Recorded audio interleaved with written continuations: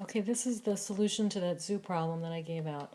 So you were given this table, and just to explain what's happening in the table here,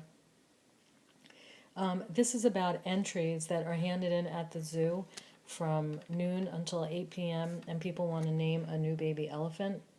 So, for example, when the contest first started, there were no entries, obviously. After 2 hours, so at 2 p.m., there were 4 entries. Keep in mind, though, the entries are in terms of hundreds. And then at 7 p.m., there was 2,100 entries. Okay, so that's what's happening here. Okay, so let's start the problem. So part A is asking you to use this table to approximate, so you're not getting an exact amount, of how many entries were deposited when t equals 6. So 6 would fall right in there between 5 and 7. So we're going to use 5 and we're going to use 7. And the reason why I know to do this and to use the slope is because it's saying use the table to approximate the rate. So this is the rate of change. Rate of change is the derivative. So I'm going to do y2 minus y1 over x2 minus x1. And I get 8 over 2, which is equal to 4. But keep in mind that this is in terms of hundreds.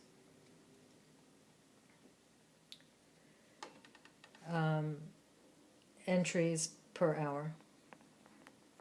So that would mean at around 6 p.m., they were getting around 400 entries per hour.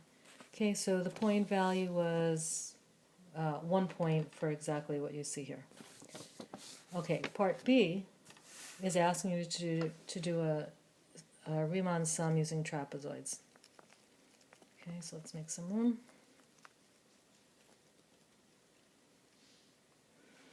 Okay, so it's saying use the 4 subintervals given to approximate 1/8 the integral from 0 to 8 of e of t dt. You should recognize before even doing the problem that this looks like average value, but we're going to do one thing at a time here. So we'll go to a different color. Right now we're just interested in this purple part. So this would just be the area under the curve from 0 to 8, and we're using trapezoids. So if you look at the intervals on your graph, we're going to go from 0 to 2. We're going to go from 2 to 5, from 5 to 7, and then from 7 to 8. So we're going to make 4 trapezoids. We know they all start with 1/2.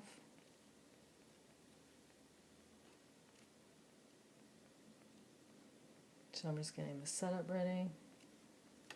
Okay, the height of the first one is 2, the next one's 3, 2, and 1. And I'm getting those values by looking at the distance in the intervals. So for example, for number 1, it went the intervals from 0 to 2, so it's 2. For the box trapezoid number 2, it's from 2 to 5, so it's 3. Okay, so base 1 is going to be 0 and 2, 0 and 4, and then it's going to be 4, 13, 13, 21, 21, and 23. Okay, so this first one is going to come out to 4. The next one is 25.5. The next one is 34. And the next one is 22. So if we add all 4 of these together, you get 85.5, and you also earned 1 point. Okay, however, we're supposed to be solving this problem right here in the red box. So it's actually going to be 1/8 times 85.5, because that's what we're really supposed to solve for. And that would give you 10.6875, and that's 1 more point. So far you already got 2 points, and that's not so difficult.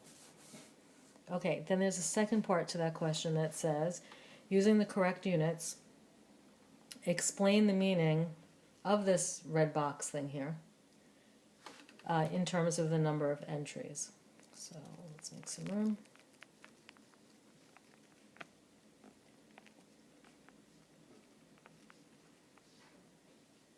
Okay, and you should be writing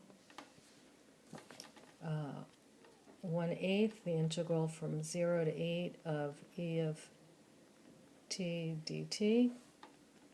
is the average number of entries in hundreds from noon to 8 p.m. And that would have gotten you another point. Okay, so that's not so bad so far. Okay, let's move to part C.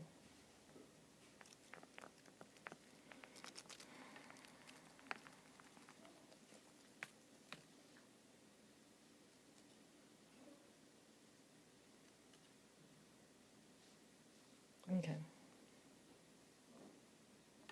So part C is saying, at 8 p.m., the volunteers begin to process the entries. So at 8 o'clock, the zoo closes. They're counting all the entries.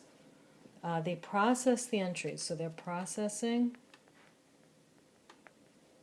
at this rate.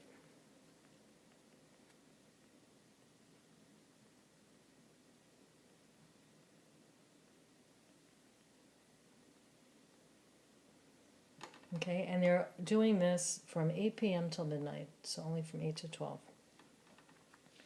So how many entries had not been processed by midnight? Okay, so what we're going to do is we're going to look at how many were processed from 8 until 12 of P of t, or you could write the entire function in there, dt. Okay, so you're going to do this on your calculator. You're going to put this function in there and go from 8 to 12. And when you do that, you should get 23. Okay, but that's not your answer, because that 23 is how, and this is in terms of hundreds, 23, I'm going to write in parentheses, 2,300 were processed.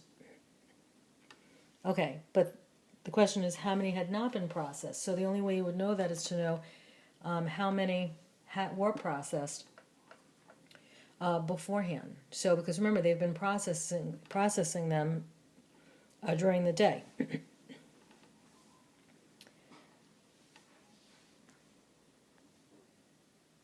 Okay, sorry. They didn't start processing until 8 p.m. Let me go over this again. Okay, from 8 p.m. until midnight, just let me get another color, 2,300 were processed. Okay, so then you need to know, hang on one second. Oh, sorry, I messed that up. I'm so sorry. I'm going back. Hang on, it was not 23. I'm reading my wrong notes. Let me go back. I'm sorry. Let's just go back for a moment. Okay. Okay, forget everything I said. Let's start this part over. Okay, so at 8 o'clock, they start to process the entries. Okay, this whole crazy formula is the formula that they use to model the number of entries that were processed. This is not how many entries they got, how many they processed. Okay, and so how many were left? Okay, so you need to know how many did we have, how many did we process, and whatever is left. So how many did we have at 8 p.m. when the day was over? Well, you can just look at your table for that, and it's right here. At 8 p.m., there were 2,300 entries, okay? That's where I got the 23 before I screwed it up. Okay, then you have to figure out, okay, so how many did they actually process from 8 p.m. to midnight? Okay, that you're going to do on your calculator, and when you do that, you're going to get 16.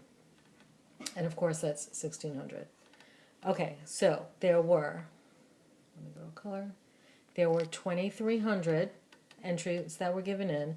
They processed 1,600. How many were left? So you just have to do 2,300 minus 1,600 equals 700.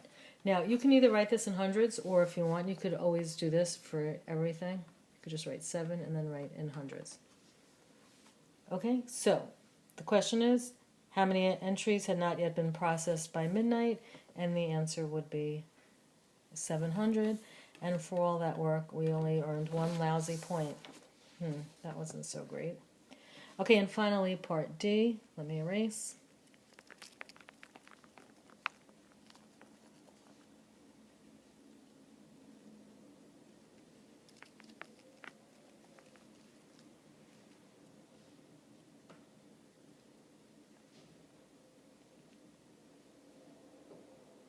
Okay, so for part D, it's saying using the information that you got from part C, and part C, remember that there were 2,300 entries and 1,600 were processed. Okay, and 700 were unprocessed. Okay, that's our answer from part C. So if you couldn't do C, obviously you can't do D. What time were the entries being processed most quickly? Okay, so they told us that P of T stands for the number that were processed. So if I'd like to know when was P of T the biggest, then that means I'm just maximizing P of T. Okay, so how do I maximize P of T? I'm going to find the derivative of P of T, and I'm going to set it equal to 0. So that is my plan. Okay, so let's make some room.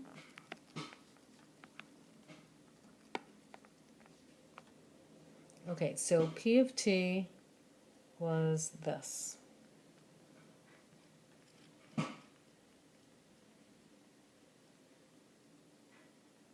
So P prime of T is this.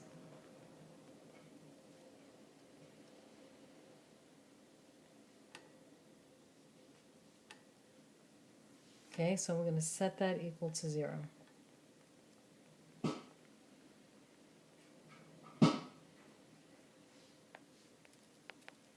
Okay, so since you have the use of your calculator, you can do that on your calculator, and you will find that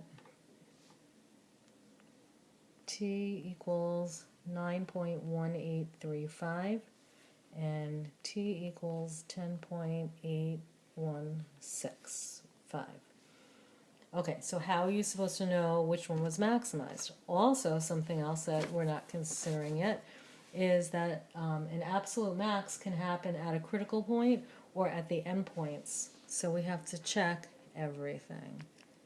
And we check everything by substituting into the original function.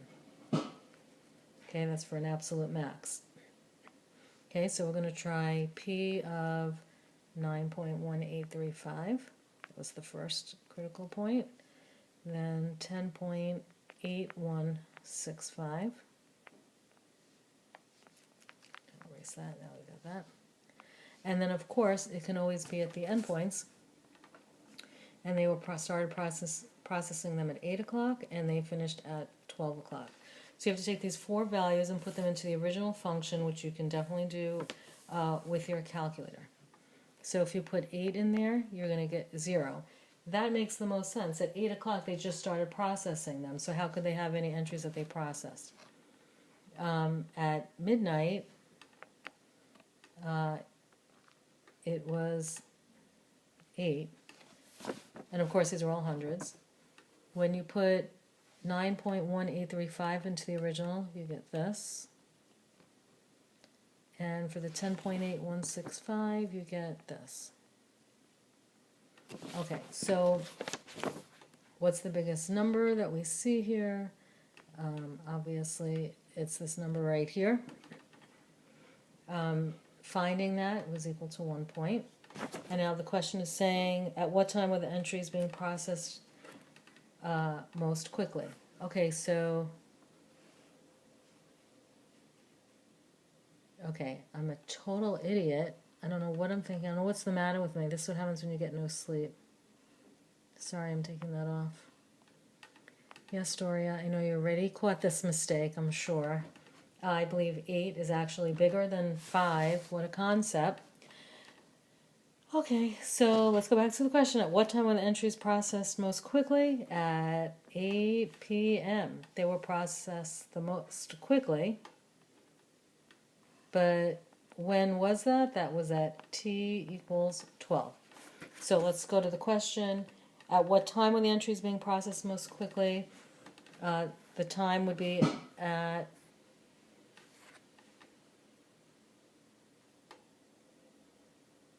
T equals 12, and I'm sorry, once again, it's not 8 p.m., but that's how many were processed.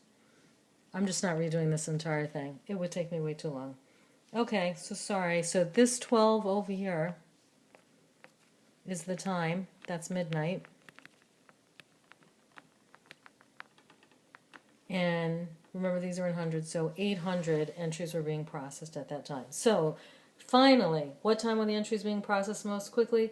When t equals 12, well, you could write at midnight, either one, and that would get you one more point. And thank God this problem's over.